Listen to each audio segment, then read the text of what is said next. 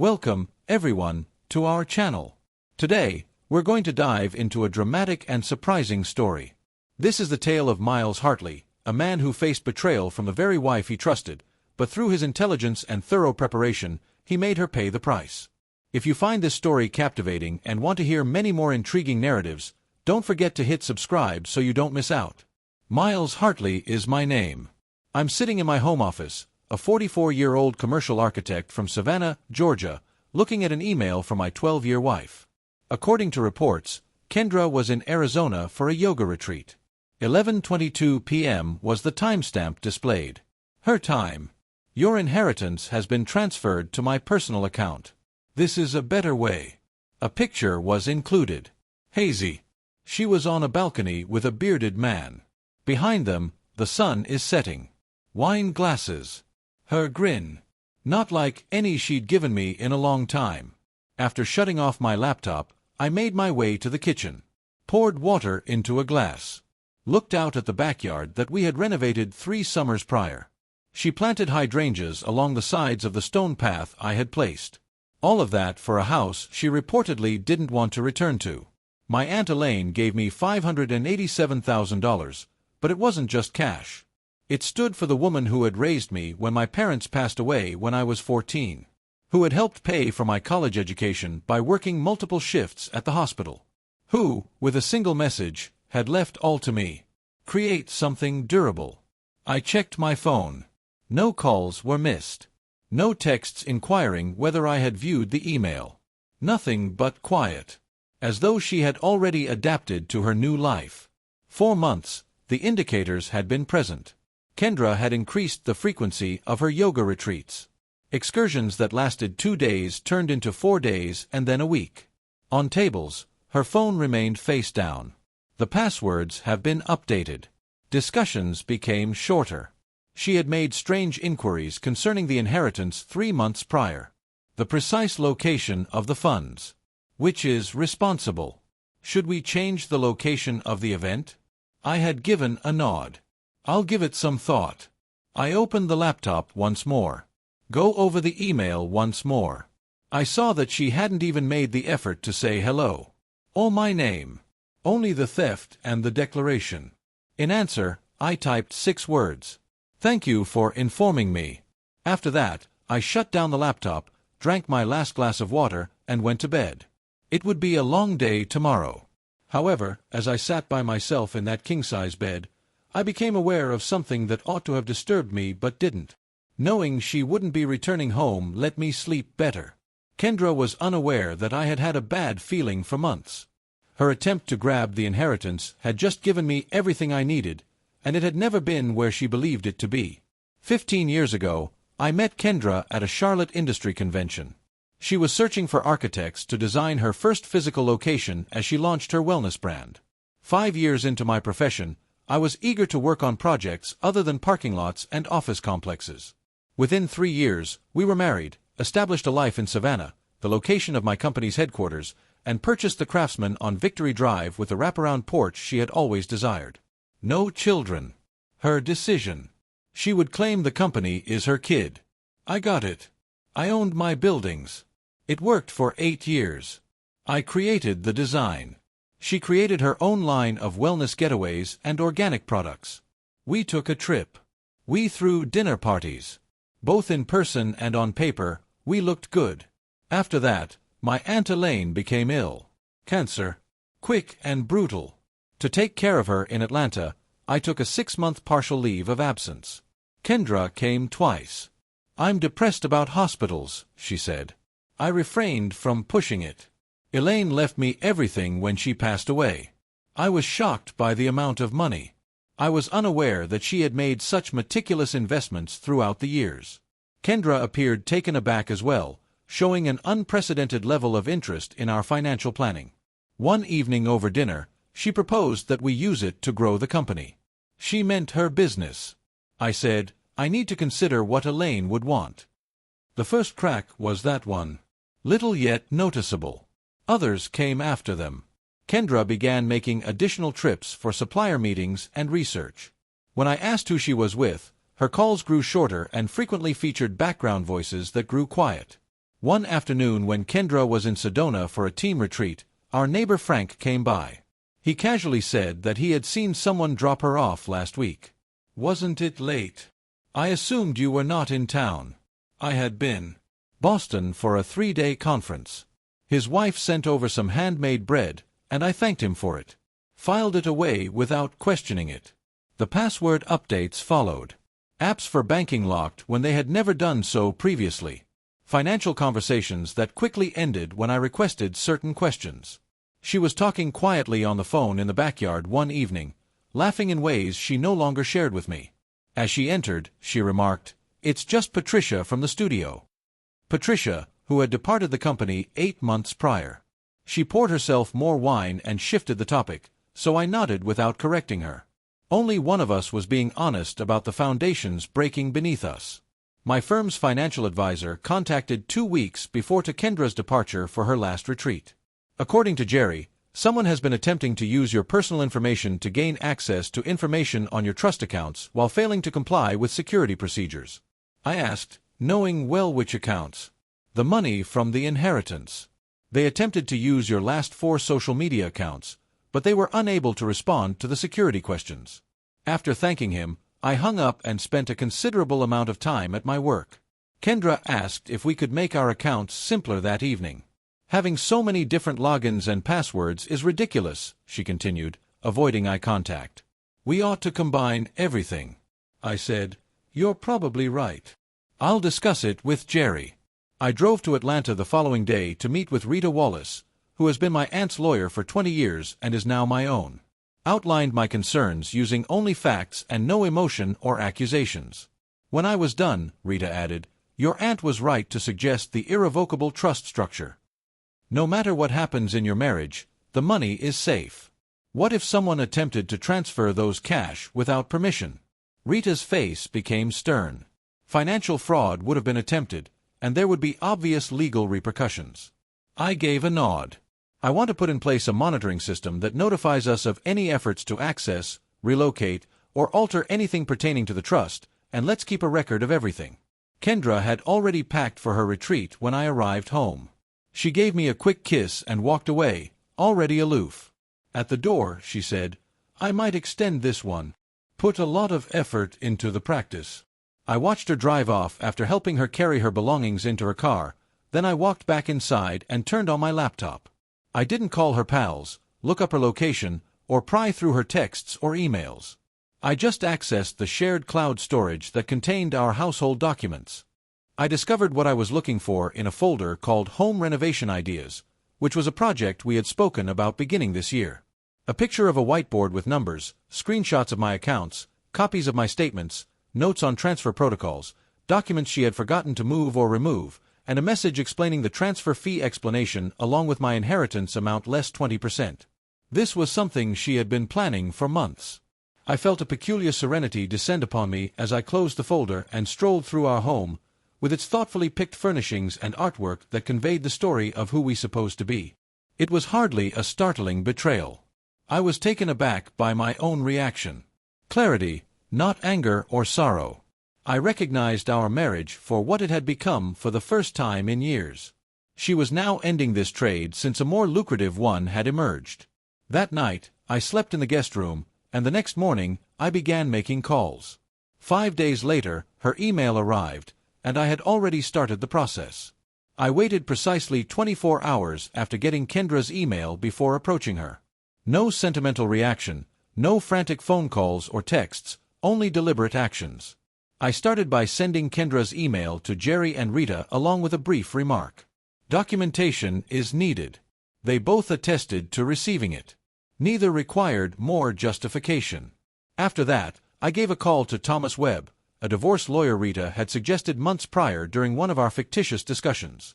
That afternoon, his secretary set up a meeting. Kendra texted by noon. "Have you received my email?" I answered, "Indeed.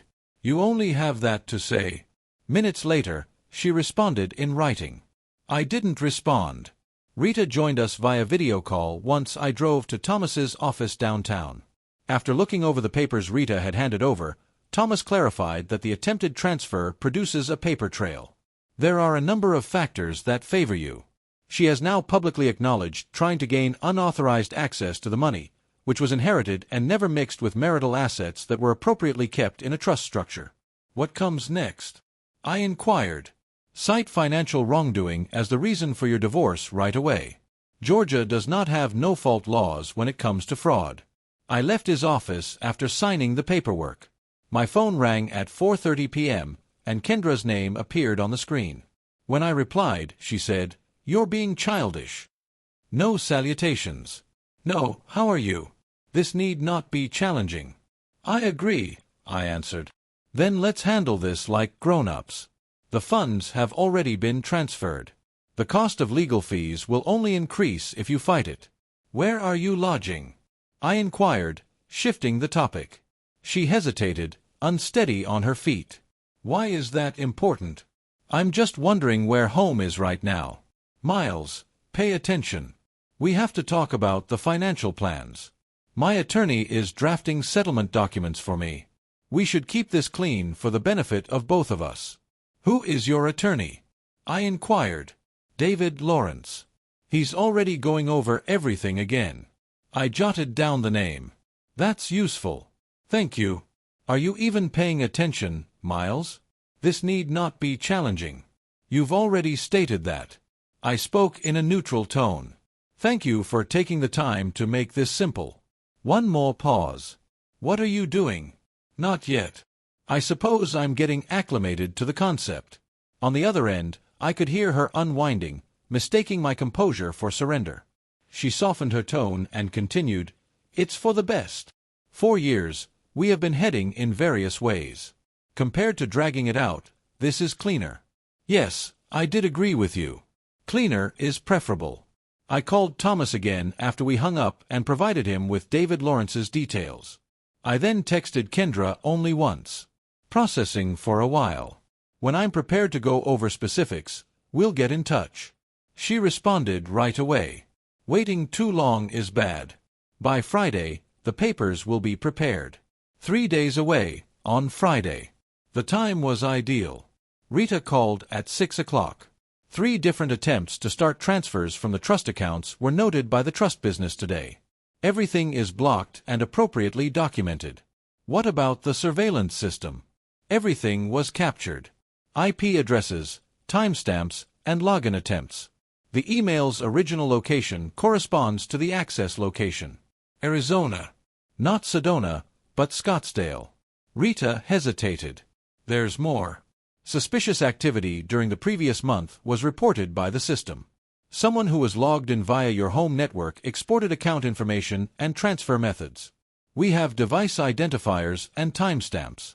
I hung up after thanking her. Strolled around the deserted house, which suddenly felt less like a home and more like evidence. I opened the bottle of 20-year-old scotch that we had been reserving for our 15th anniversary in the kitchen. Filled a glass with 2 fingers. Kendra believed she was the one who set the trap. She was unaware that she had just walked into one herself.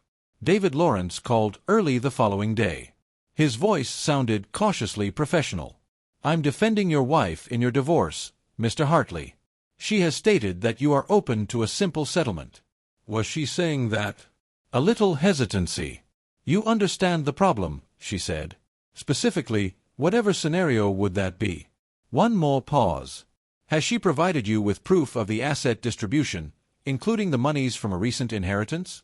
He said gently, "She's provided statements. New ones. From around 3 months prior." I wrote something down. "And confirmations of transfers?" "She has stated that the bank will provide those soon." "I understand." I spoke in a neutral tone. "Has she also discussed the inheritance's structure? The unchangeable trust that my late aunt set up? What she's alleging to have done is illegal, right?" "Quiet. I advise you to double-check the facts you have been given before continuing, Mr. Lawrence. Today, my lawyer will provide pertinent paperwork to your office." Kendra and I had maintained our personal accounts at Brightstone Bank for years, so I drove there after hanging up. 2 years prior, Harold, the manager, had taken care of our mortgage refinance. He welcomed me into his office, and I stated that I needed to analyze recent activity on all joint accounts. Harold retrieved our data. As he navigated across the screens, his face changed. He claimed that for the last 3 months, there have been notable withdrawals. How important? He swiveled the screen in my direction.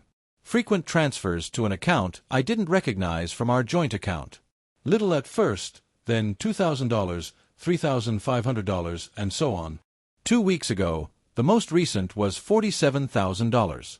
I indicated the number and asked, "This receiving account. Is Brightstone involved?" Harold looked. "No. It's outside. Credit Union of Northern Lakes." I was unaware of it. Is it possible to print the last 6 months' worth of transaction history? Thomas texted me as I was awaiting the prints. "Lawrence is asking for an immediate meeting." The tone altered dramatically. The picture was starting to take shape by the time I got back to Thomas's office. 8 months prior, Kendra was the only owner of the Northern Lakes account. An apartment in Scottsdale, Arizona, was the listed address. Total amount taken out of our joint accounts: $250, or $178,000. Thomas noted that she had been creating a new life for some time. I added while maintaining access to mine. When Thomas's assistant announced that David Lawrence was on the line, we were going over the bank records.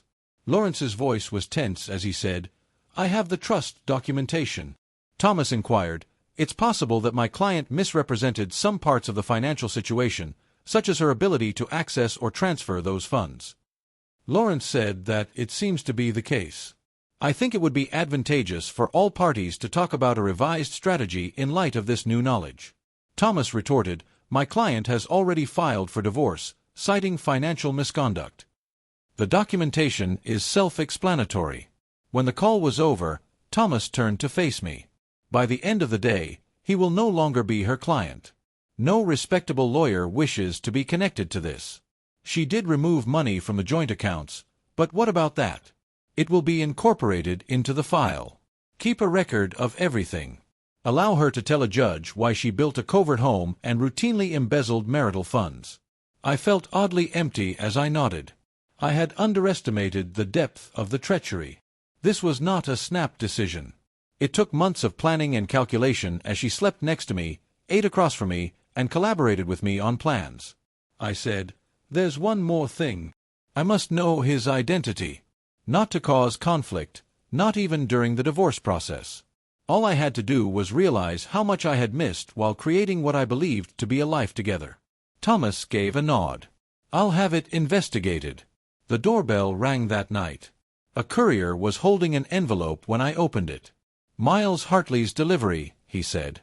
It contained a letter from David Lawrence officially resigning from his position as Kendra's attorney, copies of which were forwarded to the court and Kendra. There was a note from Thomas attached. After a few minutes, my phone rang and Kendra called. I let the voicemail go. Before texting, she made 3 more calls. "How on earth did you accomplish that?" I didn't answer. I was sitting at the kitchen counter eating a sandwich when Rita sent me an email with the subject line, "Update." The examination of the access attempts was finished by the trust business.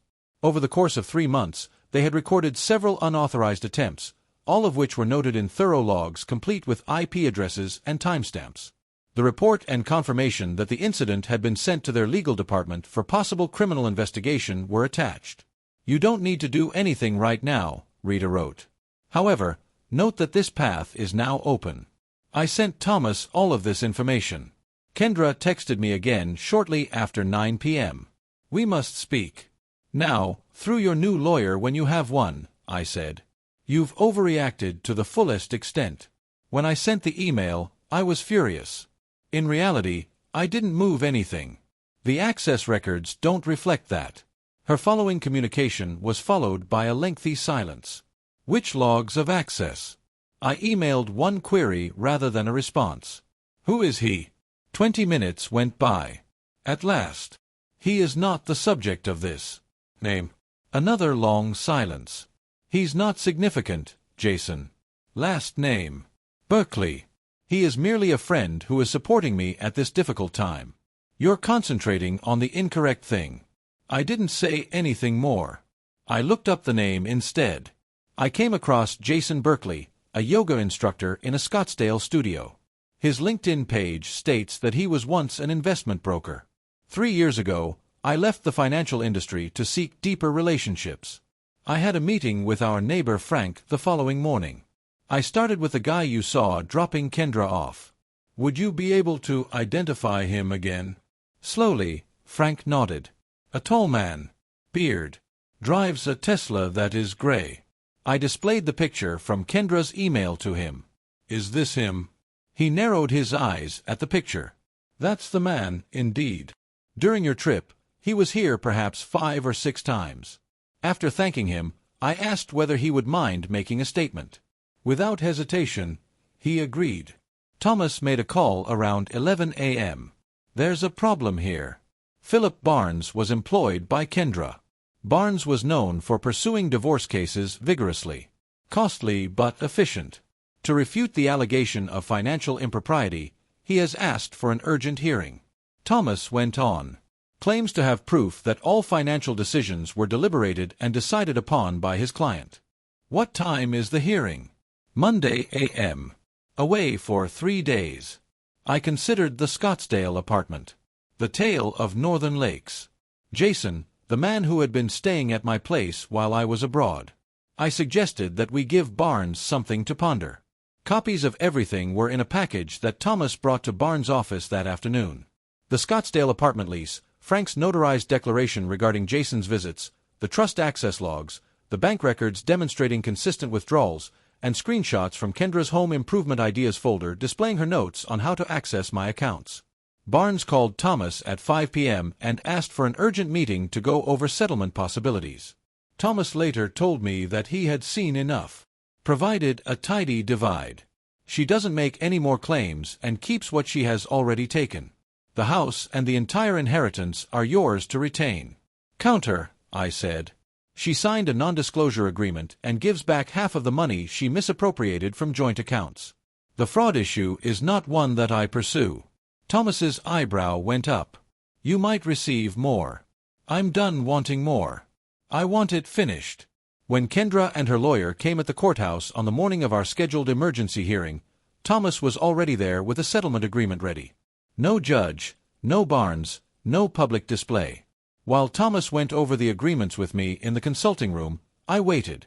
Within a day, Kendra would return $89,275, which was half of the money that was taken from joint accounts. She refused to collect any of the assets, including the inheritance. She would consent to a non-disclosure agreement that forbade her from talking to anyone about our marriage or divorce. I would agree to drop any fraud charges pertaining to the attempted embezzlement of trust monies in return. As Thomas gave her the evidence file, I could see her face through the glass walls. Statements, account logs, and photos. Her face changed from one of defiance to one of shock to one of defeat. She gave the room where I sat a short glance before turning her head aside. Barnes leaned down to whisper in her ear as he went over everything. Slowly, she nodded. They came into the room 10 minutes later. According to Barnes' official statement, my client accepts the terms. The agreement was slid across the table by Thomas. Kendra's handwriting was tentative yet resolute, and she signed without reading it. After signing my part, I handed her a different envelope. What is this? The first thing she said was, What? I said, The passwords. Everything else you could need to retrieve what you left behind, including the cloud storage house alarm. When we finally locked eyes, she looked for triumph or rage. She appeared more lost than I had ever seen her, finding neither. I muttered that it was never about the money. It would have been easier that way. Barnes guided her to stand by touching her elbow. As they walked away, she held onto the envelope tightly and didn't turn around. I sold the Victory Drive house 6 months later. Too many memories to erase, too many empty rooms. The hydrangeas along the stone path and the wraparound porch were adored by the new owners, a young family with twins. I bought less furniture, retained fewer possessions, and relocated to a loft downtown that was close to the office of my company. With Rita's assistance, I was able to reorganize my aunt's estate into a charity that provides architectural scholarships to children who have lost a parent. A 17-year-old girl from South Georgia was the inaugural laureate, and the selection committee found her essay about creating healing spaces to be quite compelling.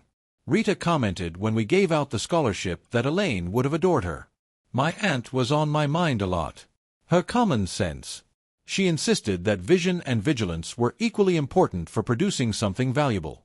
While gathering mail in my building's lobby one afternoon, I came upon an envelope that had no return address. It contained a brief message and a check for precisely $89,275. The remainder of my debt. Not only the cash. No signature. No need. I went down to the riverfront that night, where Kendra and I had previously discussed starting a joint company. I would design a wellness area. She would do surgery. Long before our marriage, that dream had perished. With the check still in my pocket, I sat on a seat and watched the passing cargo ships. I would put it into the foundation account tomorrow. One more scholarship. Another opportunity to create something that could endure.